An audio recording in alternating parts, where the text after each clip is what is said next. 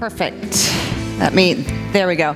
I want to thank the organizers for inviting me to talk today, and I'm very much looking forward to the questions and answers at the end of the session. I was asked to talk about privacy at Apple, and as Preston said, privacy is it's very important at Apple. It's a corporate value. And what that means is the way we look at privacy is as a fundamental human right. You've heard a lot. You heard from Isabel about the GDPR, Ariane, what it's like to be an outside lawyer and the privacy paradox. I'm going to talk about, at Apple, we don't always look at what the law is. The law is a baseline. And so the way we look at privacy is from the very, very start of the design process. So I run a team of privacy lawyers and privacy policy people. I sit in the general counsel's office. But we also have a team of privacy engineers that sit in the software engineering team. They report up to the senior vice president of engineering. And the way we build our compliance, for lack of a better word, structure is essentially, I have a member of my team up with a member of the privacy engineers, and they are the DRI for a product, which means directly responsible individual. Each and every product from the design phase on forward has a DRI from my team and from the privacy engineers. So very often, the law really is a start. And what we're trying to do at Apple is we're trying to utilize the technology and trying to make it so customers don't actually have to think about privacy, that it's actually built in.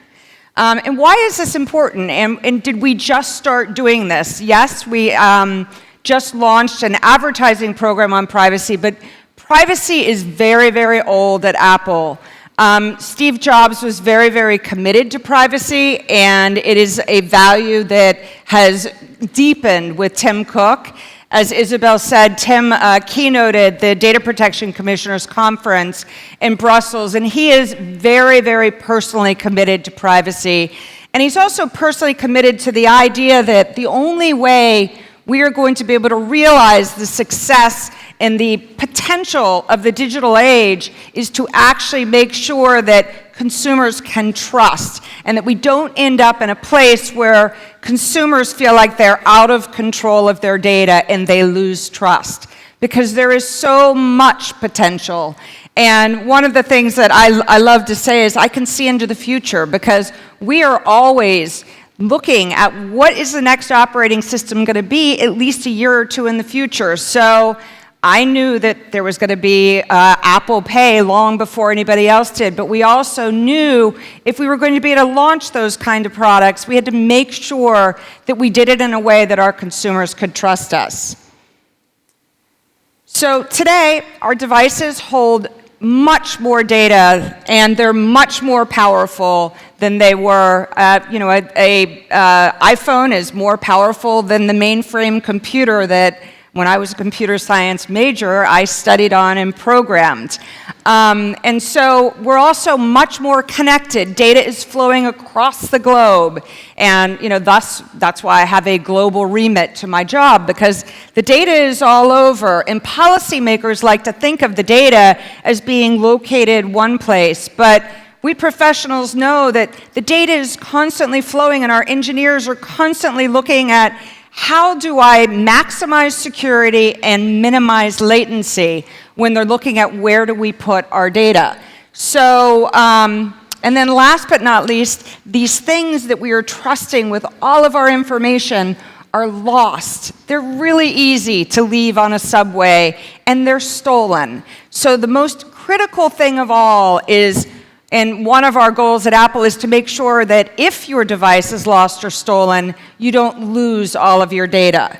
So I'm just going to walk through the principles that guide us internally.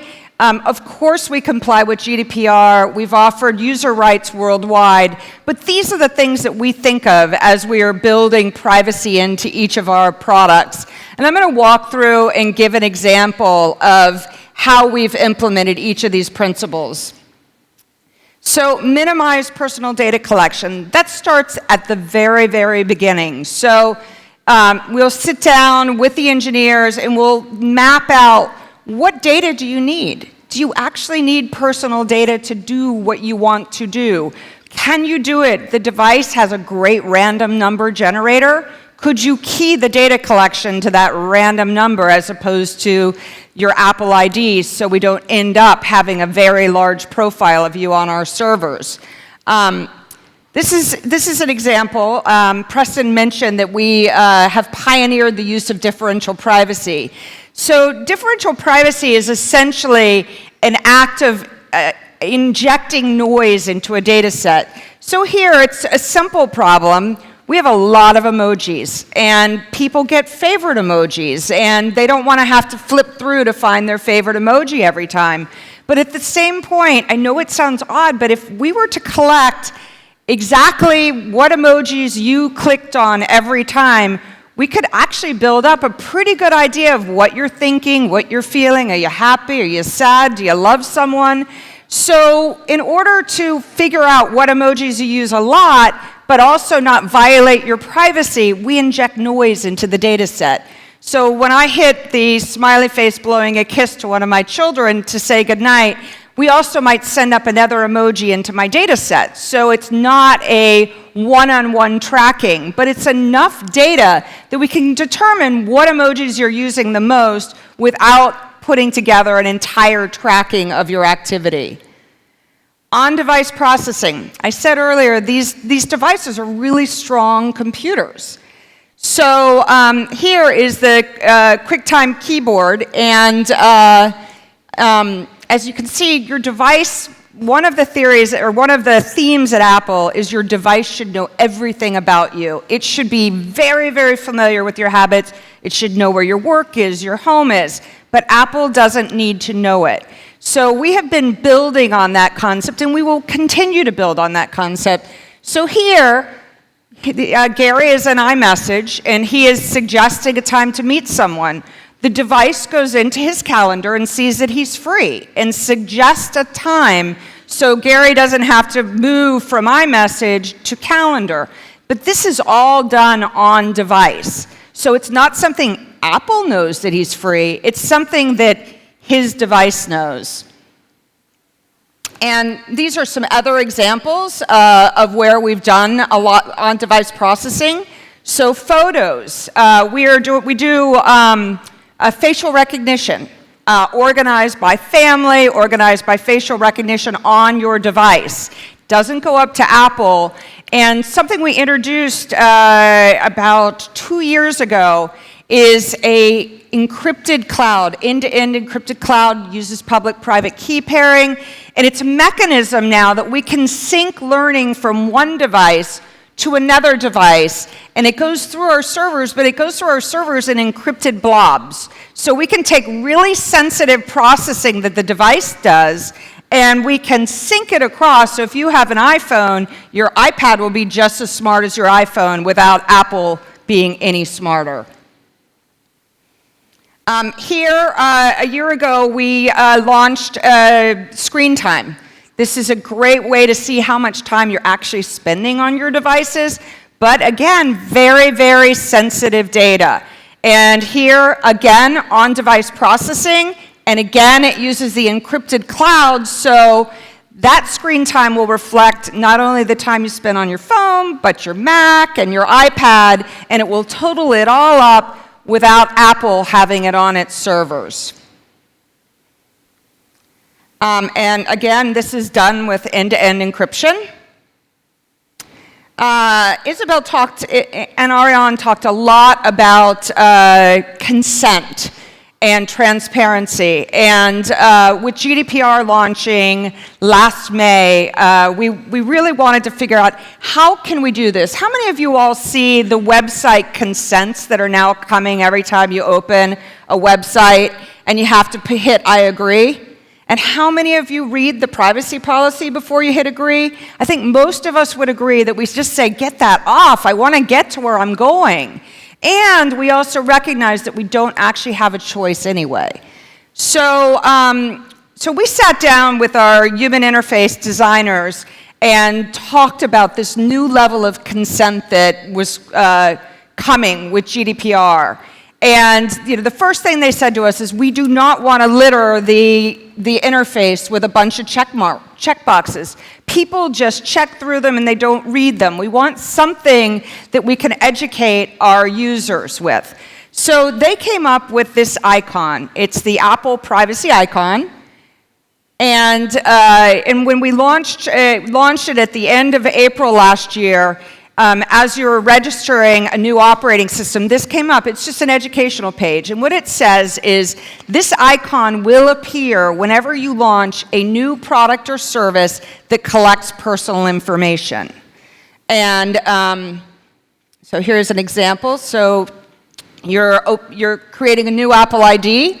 You have the privacy icon. The top level has the most sensitive data. You can hit Learn More to learn more. And what we've basically done is we've disaggregated that very long privacy policy and made just-in-time privacy policies. So every time you hit a new product or service, your privacy policy that is specific to that product or service comes up and is accessible there. And really important, you'll notice these are a bunch of location service, Face ID, App Analytics, and Siri, that actually don't collect personal information. And so you won't see the privacy icon. You'll only see the privacy icon when a product or service collects personal information. And security, I know Long talked about it. I mean, and I talked about it earlier. You really, really can't have privacy without security. All of this is lost if we can't be assured that that data will not be lost when you lose or your phone is stolen. So my key takeaways, and as I said, I look forward to answering some questions, are innovation does not require large amounts of personal data. A while back, when we were launching Spotlight Search, which is our on-device searching, we were talking about what data did we need to collect and retain, and IP addresses, particularly under European law, are personal information. And having spent time at an advertising company, my first position was, we're going to need to retain the IP addresses for at least 9 months so we can improve our search results. But our senior vice president of engineering said the only reason you need to retain that the IP address is to do targeted advertising. So I think that there are times, and advertising does fund a lot on the internet, and it's not a bad thing, but you don't always have to collect data associated with a personal identifier. Just another anecdote, Siri. If you use Siri, when you enroll in Siri, your device creates a random number.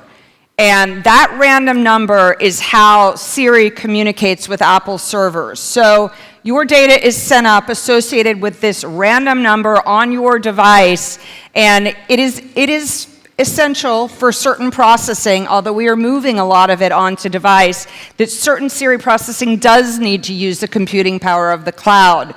But importantly, it is not associated with your Apple ID.